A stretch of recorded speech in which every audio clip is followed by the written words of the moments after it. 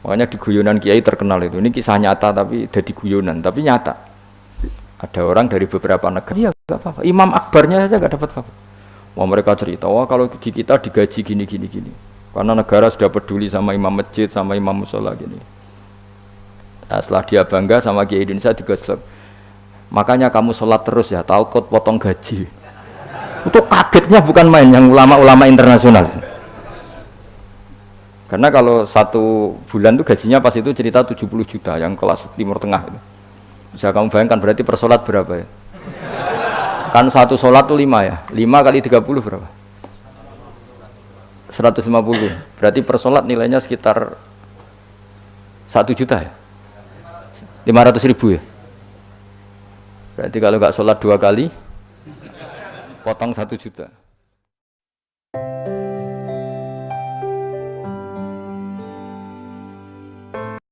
Jadi saya ulang lagi ya, eling-eling makalah ulama, laula murabbi lama arafna rabbi, walau lal ulama lama arafnal anbiya. Karena kita butuh sanad. Kalau kamu tanpa sanad, maka membayangkan Islam itu sesuai yang kamu bayangkan tadi. Jadi misalnya bayangkan Nabi itu figur yang begini-begini. Padahal kadang Nabi itu figur yang secara ilmu soleh itu malah kadang nggak iso nalar. Sing iso nalar itu ilmu yang riwayat. Misalnya gini, Nabi itu punya sisi unik. Kalau dahar itu di depan umum, ya kadang sampai di luar di depan umum. Terus kalau memperlihatkan sebagai manusia itu ya diperlihatkan. Kenapa? Karena Nabi jadi Nabi itu setelah Nabi Isa. Nabi Isa karena begitu sempurna malah kecelakaan dianggap pangeran. Sehingga Nabi itu kalau dahar itu di depan umum. Terus Nabi istrinya banyak. Karena untuk mempertegas bahwa Nabi itu tidak Tuhan. Karena ciri utama Tuhan itu tidak beristri, tidak beranak, tidak makan, tidak minum. Jadi kamane cara bahasa modern itu Nabi justru bikin kontra dengan Tuhan supaya kelihatan tidak sebagai Tuhan. Nak loro yo bangga, nak dahar yo bangga, nak ngombe yo bangga. Justru itu bagus. Itu di ranah ilmu. Tapi nak di ranah rasa kowe kan seneng di panutan sing terkenale ra tau mangan. Terkenal atau ngombe kan kesannya kan luweh keren, tapi secara ilmu itu tidak bagus karena nanti ada potensi kecelakaan dianggap Tuhan. Itu contoh-contoh kecil. Jadi itu ilmu. Lalu yang tahu itu ya tak ulang lagi ulama. Justru Nabi ketika sakit, ketika dipanah ya luka, ketika diantemi wong kafir ya berdarah-darah, itu bagus. Orang nggak perlu memitoskan Nabi itu orang yang misalnya nak dipanah ra tedas, dibacok rapopo. Iku gak Nabi pendekar jadi paham. Jadi tapi itu secara ilmu dan sahabat nggak pernah kecewa misalnya nyon sewu Nabi dipanah kok popo ya ra kecewa ya seneng aja. Karena mereka diajari Nabi, aku itu gak pangeran. Tidak, ini saya cerita. Jadi andai kan agama itu tidak berdasar sanad, tidak berdasar ilmu, maka orang akan menghayalkan agama dengan pikirannya sendiri. Itu kan seperti orang idolakan Gajah Mada atau wah Gajah Mada terlalu sempurna sampai musno. Jadi gak ono kuburane, balik neng langit. Soalnya itu dintilah musno terus macam-macam. Nah bayangkan kalau agama disepertikan itu, betapa bahayanya. Makanya agama itu butuh apa? Sanad. Karena sanad ini yang menjaga konstitusi apa? Agama. Makanya eling-elingin apa? Laulal ulama lama arafnal anbiya, walau la murabbi lama arafna rabbi. Kita tidak pernah tahu Tuhan kecuali. Nah maka guru ini posisinya kuat sekali. Saking kuatnya posisi guru, ya guru yang seperti ini sampai ada pepatah tadi man ta'allama bila sayhin fasehu setan. Orang belajar tanpa guru berarti gurunya itu setan. Karena ekstrimnya guru, ekstrim. Orang tanpa guru itu. Nah kemudian terus mulai ada dominasi. Orang toreko hanya nganggap itu mursyid, mahasiswa hanya nganggap itu dosen misalnya. Terus di tradisi ilmu itu guru. Sebetulnya itu tidak itu semua, yaitu bagian dari itu, tapi tidak itu semua. Yang penting itu ada sanad. Sehingga cara pandang itu tadi. Nabi di Medina itu waqi'atu ainin, satu fakta sosial. Meskipun dengan segala fadhailul Madinah, tetap itu satu fakta sosial. Bukannya Rasulullah terbanyak hidup di Kufah. Mulai Sayyid alim-alim di Kufah, setelah itu pindah ke Yaman. Apakah pindah ke Yaman itu berarti meninggalkan tempat gaya Rasulullah? Tidak seperti itu. Tapi ciri utama Nabi itu dakwah dan nasrul ilm. Dan yang butuh zaman itu Yaman ya ke Yaman, yang butuh itu ke Indonesia ya ke Indonesia. Nah, andai kan sunnah Rasul dimaknai secara sepihak, kudu urip ning Madinah. Berarti orang Islam sekali gak ning Madinah gak dianggap sunnah Rasul. Wah, kan terus panjang jadinya. Makanya terus ada ilmu, yaitu namanya usul fikih. Usul fikih itu yang ngatur itu semua, yang bisa nganalisis. Caranya gampang saja. Zaman Nabi Sugeng itu sudah nyuruh Sayyidina Ali ke Yaman, disuruh dakwah ke Yaman. Beberapa sahabat disuruh ke daerah-daerah terpencil. Artinya apa? Andai kan yang ditempati Nabi Madinah itu jadi sentral, harus orang di Madinah, Nabi tidak akan menyuruh orang keluar dari.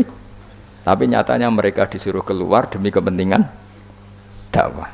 Berarti keluar dari Madinah itu bukan meninggalkan sunnah Rasul. Akhirnya terus jadi ilmu. Makanya terus dibedakan mana waqi'atu ainin, mana yang misi. Tentu didahulukan apa? Misi atau himmah.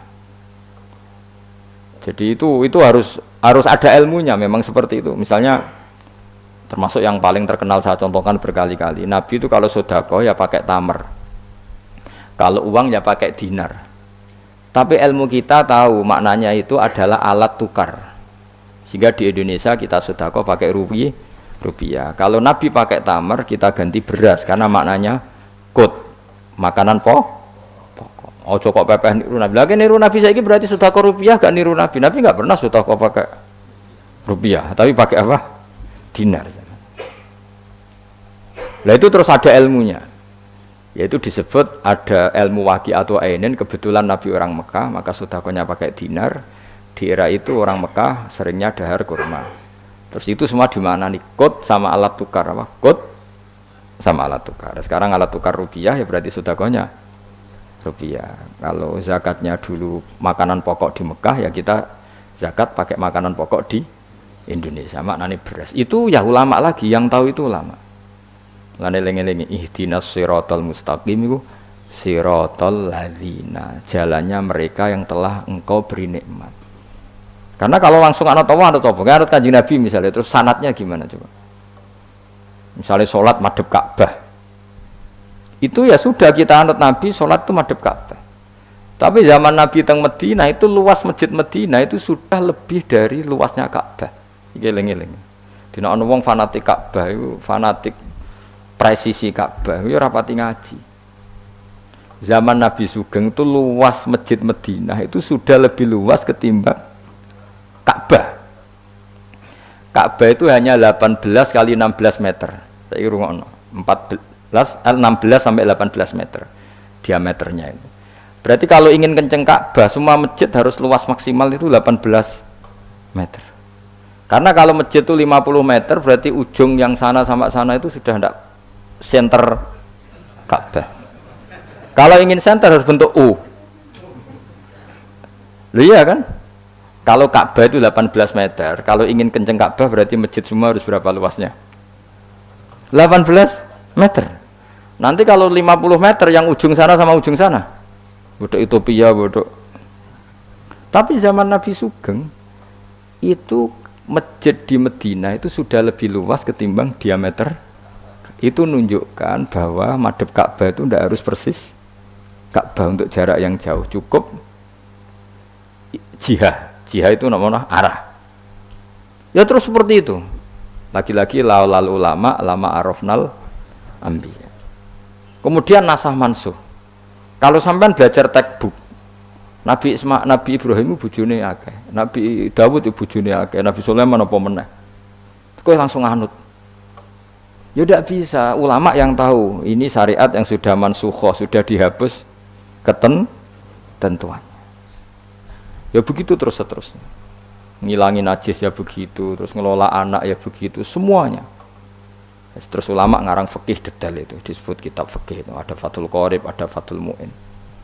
Jadi kamu tidak bisa berdiri sendiri memahami agama. Makanya laulal isnad laqala man sa'a masa, andaikan tidak ada sanad, maka orang akan semau gue, karena dia punya pikiran, kebetulan dia kiai, dianggap itu pikirannya Islam. dia punya pikiran kemudian dia mubalek pas acara Islam dikira itu pikiran, padahal pikirannya juga ada orang ngomong, Kiai sekarang harus kaya, kalau nggak kaya nggak dihormati. Mana ada target Islam ingin dihormati? Itu satu kesalahan. Bilang harus kaya, mana ada di antara hukum fikih itu kaya itu harus. Mengharuskan sesuatu yang tidak wajib itu dosa besar. Ijabu malam wajib. Itu sudah salahnya kebanyakan. Terus target supaya dihormati, mana ada target Islam orang ingin diridani Allah, pengen dihormati uang. Lucu meneh kan itu mesti pikirannya sendiri, tidak mungkin itu pikiran Islam. Ya tidak hilang-hilang ya. Laulal isnad laqala man sa'a masa. Andai kan tidak ada sanad, maka orang mau ngomong apa saja ngomong. Terus dibutuhkan sanad. Termasuk yang ekstrim itu juga butuh sanad. Misalnya ini contoh paling gampang ya. Ada dua orang saling bunuh, sama-sama mukmin, sama-sama bawa pedang tarung, terus yang satu terbunuh. Zaman Nabi Sugeng itu ngendikan al-qatil wal maqtul finnar, yang bunuh dan yang dibunuh di neraka. Buktinya zaman sahabat itu iskal itu janggal. Hadza al-qatil ya Rasulullah, fama balil maqtul. Oke, kalau yang terbunuh, yang membunuh masuk neraka saya sepakat ya Rasul. Tapi kalau yang dibunuh dosanya apa? Jawab Nabi, innahu kana harison ala qatli sahibi. Yang terbunuh sebetulnya mentalnya pembunuh, cuma nasibnya. Maka yang diukur Islam itu himmah, bukan nasib. Dia terbunuh itu fakta, tapi mentalnya pembunuh, sehingga dia harus masuk neraka karena mentalnya pembunuh, nasibnya terbunuh, tapi mentalnya pembunuh, sehingga al-qatil wal maqtul finnar. Nah itu seperti itu, kalau nggak kita pakai riwayat nggak bisa, kita masih pakai logika yang qatil di neraka, yang maqtul di surga. Maka jangan-jangan kita di Indonesia bisa saja kita ini Islamnya luar biasa, karena justru di Indonesia itu kita dakwah. Makanya di guyonan kiai terkenal itu, ini kisah nyata tapi jadi guyonan, tapi nyata. Ada orang dari beberapa negara, iya nggak apa-apa, imam akbarnya saja nggak dapat apa-apa. Wah mereka cerita, wah kalau di kita digaji gini, karena negara sudah peduli sama imam masjid, sama imam musola gini. Nah, setelah dia bangga sama kiai Indonesia digosok, makanya kamu sholat terus ya, takut potong gaji. Itu kagetnya bukan main yang ulama-ulama internasional. Karena kalau satu bulan tuh gajinya pas itu cerita 70 juta yang kelas Timur Tengah itu. Bisa kamu bayangkan berarti per sholat berapa ya? Kan satu sholat tuh 5 ya, 5 kali 30 berapa? 150. Berarti per sholat nilainya sekitar 1 juta ya? 500.000 ya? Berarti kalau nggak sholat 2 kali potong 1 juta. Oh kagetnya bukan main ketika digojlok ulama Indonesia. Makanya kamu sholat terus ya, takut potong. Akhirnya Indonesia khair, Indonesia bagus kan ya, mergo rausawa rausanowo rasa gaji. Meskipun ya mutang-mutung bolak-balik. Nah ini cerita, yaitu guyonan, tapi itu masuk akal. Jadi kita ini jangan, kadang-kadang kita ini merindukan Indonesia kayak negara-negara di sana yang imam masjid diapresiasi oleh negara, muadzin diapresiasi, itu oke. Mungkin pada sisi negaranya bagus karena ngurus orang-orang soleh. Di sisi orang solehnya yang masalah karena mengganggu ikhlas. Jadi kayak wong kiai disuwani wong ayuhin. Wong ayune delok kiai jari ibadah, kiai ini sing masalah nek delok terus. Jadi ya jari delok wong alim kan ibadah, sing masalah sing wah repot tuh. Ya kayak tadi, negara berbuat baik sama kiai, misalnya kiai digaji gini, negaranya baik karena ngurmat kiai, tapi kiai tergantung gaji ini yang mulai masalah. Itu yang tahu ulama, lagi-lagi ulama. Makanya saya itu sama ulama itu hormatnya Masya Allah. Saya itu dulu Mbah Mun itu tidak pati suka sama apa-apa di manajemen. Termasuk saya dulu pernah tanya, kenapa beliau kurang suka misalnya yatim piatu dititipkan di satu manajemen. Jawabnya Mbah Mun itu lucu. Aku kepengen wong anut hukumnya pangeran, misalnya yatim ya kewajibannya yang keluarga. Ngono iku ngelatih wong lali kewajibannya, ya ngelatih orang lali kewajiban. Jadi misalnya saya punya kakak meninggal, anaknya misalnya yatim, atau punya adik meninggal anaknya yatim. Agama ini kan punya aturan, kewajiban pertama pada ibunya, pada pamannya, pada keluarga dekatnya. Tapi lalu era modern itu, tentu yang bikin yayasan yatim piatu itu bagus, karena niatnya menampung yatim piatu. Oke, itu bagus, niat yang bagus. Problemnya di keluarga yatim tadi. Dari terbiasa merasa itu punya kewajiban ngurmat ponaan, gara-gara ada yayasan, dititipkan. Berarti corong Jawa, kulino tinggal gelanggang. Tapi tetap hukumnya Allah yang wajib siapa? Pak D, Pak L-nya. Tapi ketika ada yayasan dititipkan.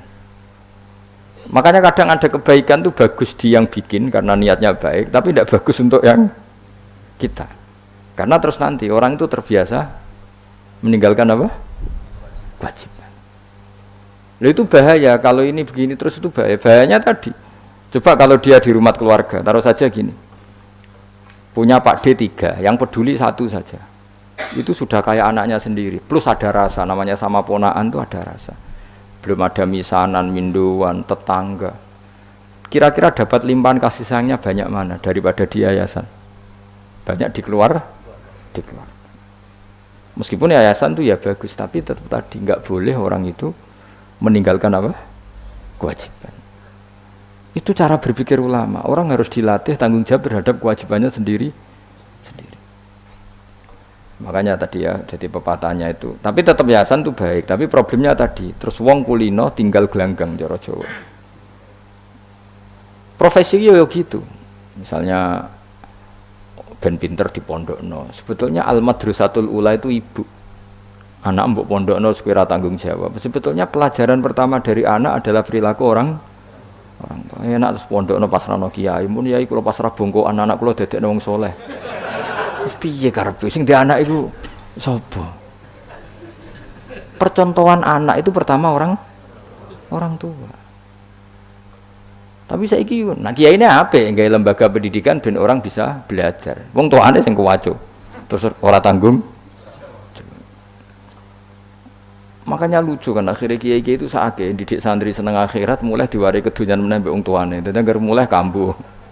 Mondok apik neh kok mulai. Karena tadi ya saya ulang lagi ya, jadi Allah itu layak kulu walayanamu walayasrob. Allah itu enggak tidur, enggak makan, enggak minum, sehingga enggak bisa ditiru. Yang bisa ditiru itu sesama manusia. Mulane wazkur Ismaila wal Yasa wadal kifal nabo ihdinas siratal mustaqim siratal ladzina an'amta alaihim. Maka ketika kita nanti masuk surga itu faulaika ma'al ladzina an'ama Allahu alaihim minan nabiyyin wasiddiqin wasyuhada'i wassalihin wa hasuna ulaika rafiqa. Jadi enggak bisa kamu soleh sendiri, itu enggak bisa. Karena kalau soleh sendiri pasti dipimpin khayal, itu tak jamin pasti dipimpin apa? Khayal. Sehingga harus ada sanad. Makanya laulal isnad laqala man sa'a ma sa'a. Andai kan enggak ada sanad, maka orang mau ngomong apa saja diomongkan. Makanya kita butuh apa? Butuh sanad.